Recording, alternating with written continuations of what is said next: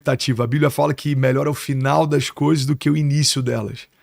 Então, o que a Bíblia está dizendo é que não é sobre começar bem, é sobre terminar bem. 2025 não é sobre você fazer uma lista de resoluções e tá com, né, expectativas altas, é sobre você terminar 2025 olhando para trás e falando, cara, eu vivi o maior romper da minha história, eu cresci talvez como nunca antes, eu consegui, enfim, atingir objetivos, viver meu propósito, eu acho que é sobre isso. E a gente está no final de 2024, então eu sei que tem gente que está ouvindo a gente e viveu o melhor ano da sua vida em 2024, mas tem gente que está frustrado, que talvez não conseguiu romper. E eu acho que vale a pena a gente falar um pouco sobre isso, sobre como lidar com crises, sobre como se posicionar de uma forma diferente para esse novo ano, né? Vamos falar primeiro o que é uma crise, por que ela acontece na vida das pessoas? É por causa da expectativa alta ou é comum mesmo? A gente vai ter provação, a gente vai passar por dificuldade, não tem jeito, a vida é assim mesmo. A vida é feita de estações e toda estação ela é marcada por momentos que a gente está confortável e momentos que a gente perde a nossa orientação, nossa base de conforto. Foi assim com Moisés, foi assim com Daniel, foi assim com José, foi assim com Jesus e vai ser assim com a gente também. O que a gente precisa entender é que tem 3 tipos de tempestades. Eu lembro que eu falo sobre isso no meu primeiro livro, né? Inclusive eu trouxe um livro para te presentear, se chama Hoje é um Bom Dia para Ver Milagres. E eu juro que não foi nem ponte para fazer um merchan. Olha que legal. Aqui, ó, Hoje é um Bom Dia para Ver Milagres. É um devocional, são 365 dias para todo dia você passar um café de manhã. Poxa, eu vou usar muito, cara. Vai te abençoar, tenho certeza. Pô, mano. obrigado. Né? E no meu primeiro livro, Vilela, eu falo sobre 3 tipos de tempestades. As tempestades que a gente gera, crises que a gente não precisaria passar, gigantes que a gente não precisaria enfrentar, batalhas que a gente não precisaria ter entrado. Eu falo sobre as tempestades que elas acontecem, elas independem de você. Você pega, por exemplo, aquela tempestade em que Jesus manda os discípulos irem à frente e eles ainda insistem, não, mestre, a gente vai ficar com você, a gente está perto, a gente quer estar junto. E a Bíblia fala que Jesus insiste para que eles sigam. E ele fala, mais à frente eu vou até vocês. E no meio do caminho tem uma tempestade. Então, é uma direção de Jesus, eles não estavam em desobediência, foi o próprio Jesus que mandou eles irem até lá, mas no meio do caminho... Ou seja, tinha um propósito. Então tem tempestades que elas vão acontecer, elas fazem parte e tá tudo bem. E tem um terceiro tipo de tempestade, que são tempestades em copo d'água. São desafios que nem são tão problemáticos assim, talvez nem seja uma crise de fato, mas a gente, por ter uma perspectiva errada, a gente acaba maximizando as coisas, né? Eu acho que a gente precisa, talvez é uma boa chave pra gente começar essa conversa. Vou começar 2025. Tá bom. O que eu preciso fazer? Primeira coisa, começa a entender que tipo de tempestade você está enfrentando. Se é uma tempestade que você gerou, se é uma tempestade que ela faz parte, você vai ter que enfrentar. Ninguém planeja um câncer, ninguém planeja um luto. Ninguém planeja ser mandado embora. Pois é. Agora, preciso analisar e entender, essa crise eu gerei, essa crise ela chegou, ela se apresentou, ou talvez o que eu estou enfrentando nem é uma crise de fato, seja só algo que está me tirando da zona de conforto. Sua cabeça trabalhando contra você. Pois é, será que eu estou me auto-sabotando? Então, eu ouvi algo esses dias, Vilela, que para mim faz muito sentido. Tudo que você não muda, você escolhe. Como assim? Cara, você escolheu não mudar, por exemplo, sei lá, o teu shape. Tá. Você escolheu o shape. Eu escolhi, hein? Então. Já emagreci. Aí sim. Pra quem não sabe, você chega aqui no estúdio do Vilela, tem uma academia aqui. Profissional. Não, aquilo ali é... Eu tô usando lá. Aí sim. Já tô há um mês. Boa. É. Pois é, então você escolheu. Tá. Tudo que você... Tomei uma decisão. Tudo que você não muda, não afeta, não altera, você escolhe. Porque não existe neutralidade, né? É. Omissão também é uma posição.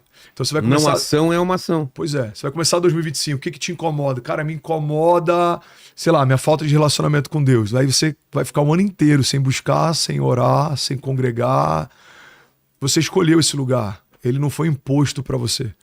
Então, eu gosto muito, cara, de um conceito de alguém que faz parte da nossa igreja também, o Paulo Vieira. Ele treina pessoas. Ele veio aqui e ele fala sobre autorresponsabilidade.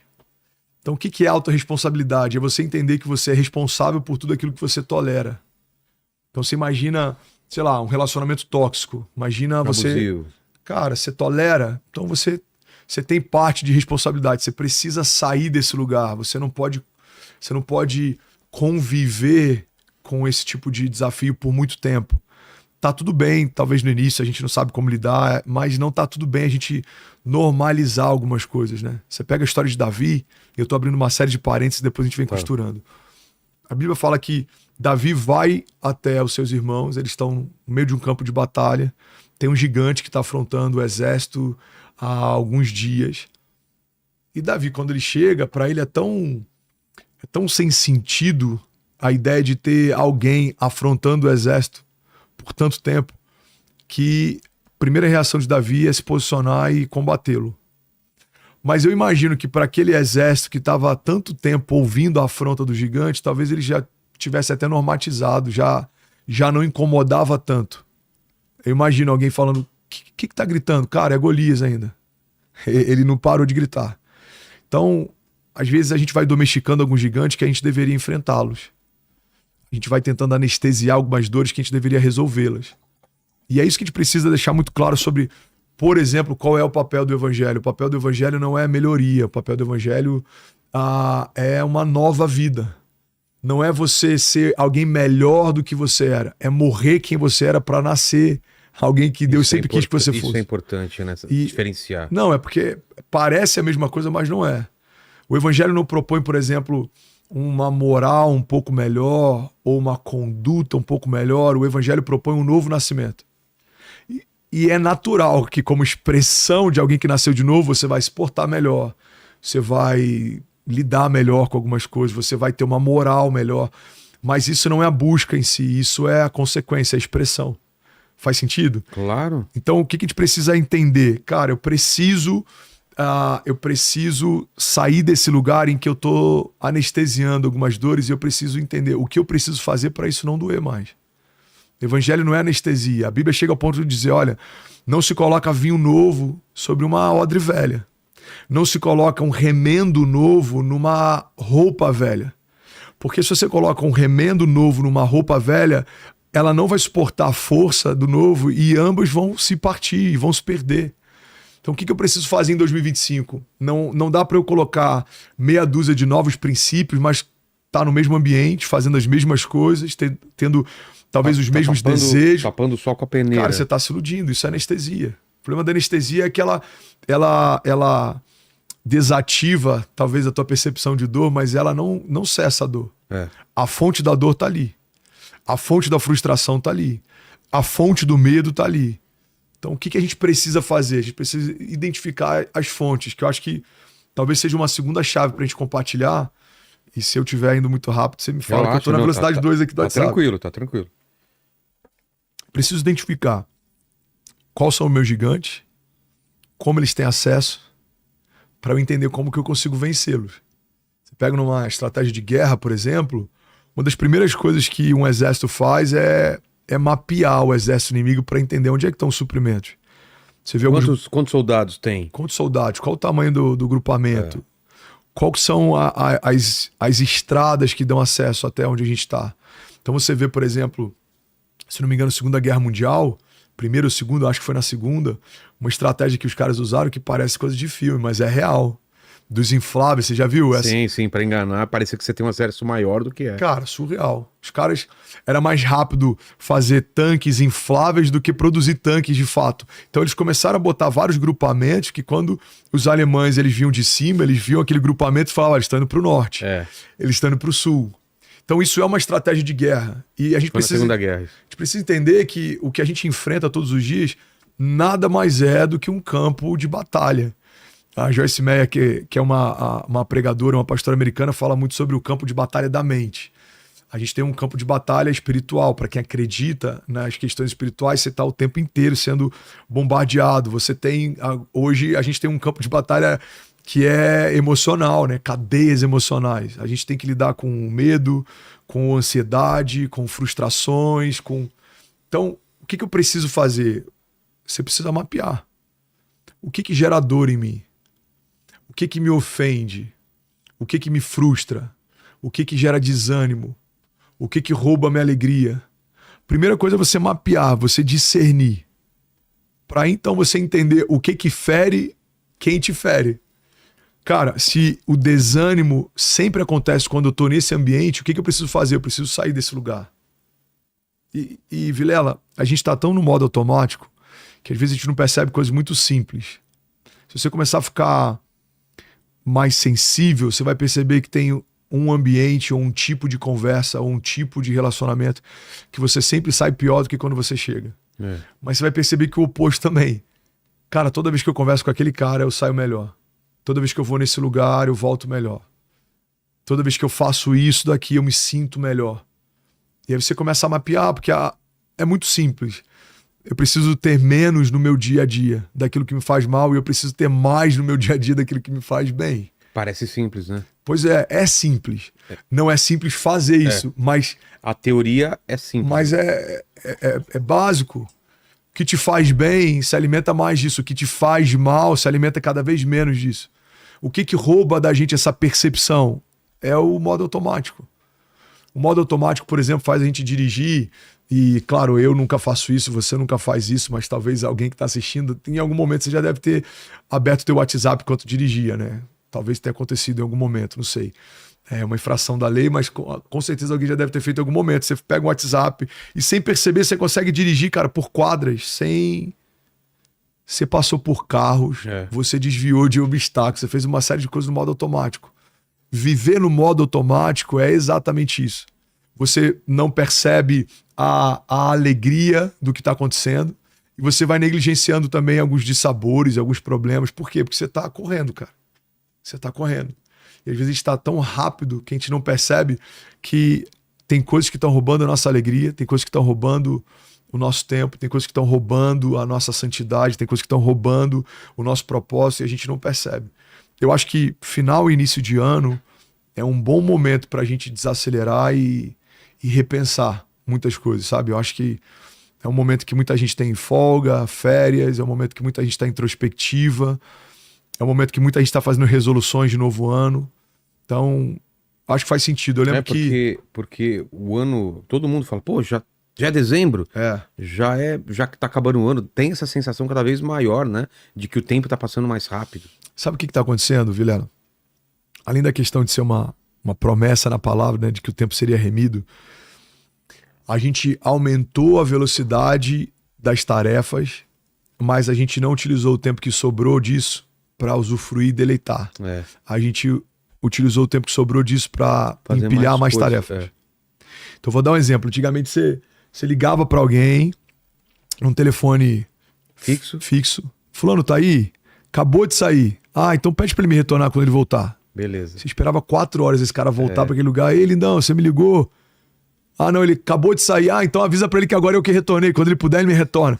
Hoje em dia você manda o WhatsApp em tempo real, você fala com qualquer... Eu falei esses dias com... Olha que louco. Eu falei esses dias com um amigo, não vou dar muitos detalhes para também não expor. Um amigo, ele tava no meio de uma transmissão ao vivo na TV. Sei. E eu falei, cara, deixa eu mandar mensagem para ele aqui, que quando ele puder ele me responde. Daqui a pouco ele me responde, mas ele tava... Ao vivo? Ele tava ao vivo. Então, entre uma fala e outra, ele respondendo, e aí, pastorzão, você tá bem? Não, beleza, amanhã eu tô lá. Mas por quê? Porque a gente consegue empilhar mais tarefas. A gente hoje performa mais, a gente entrega mais, a gente trabalha mais. Mas esse tempo que a gente conseguiu otimizar, a gente nem sempre tá utilizando pra gente. Pra quietude, solitude, tempo com a família, devocional, tempo com Deus, tempo com algo que te faz bem, qualidade de vida, enfim. E eu acho que talvez seja por isso que a gente tá tão doente em vários aspectos, emocionalmente.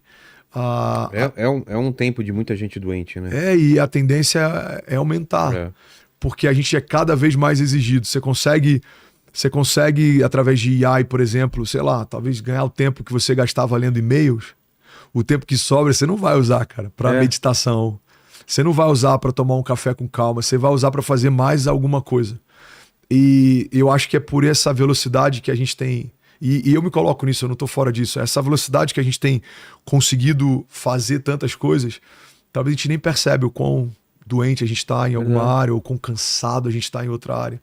Então eu acho que esse é uma boa chave também para quem quer começar 2025 de um jeito diferente. Você precisa se ouvir mais.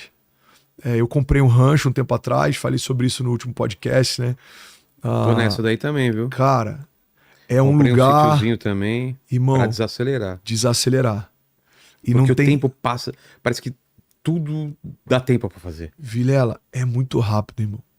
Você vai abrir seus olhos, você vai ver que já passou 10 anos, a gente vai estar falando sobre os últimos 10. Eu fechei meus olhos, cara. Minha filha tá com 11. Daqui a pouco ela tá aniversário de 15 anos. Nossa. Era ontem, essa menina tinha 7 anos, correndo pela casa. A conversa já é outra. Os desafios dela já são outros.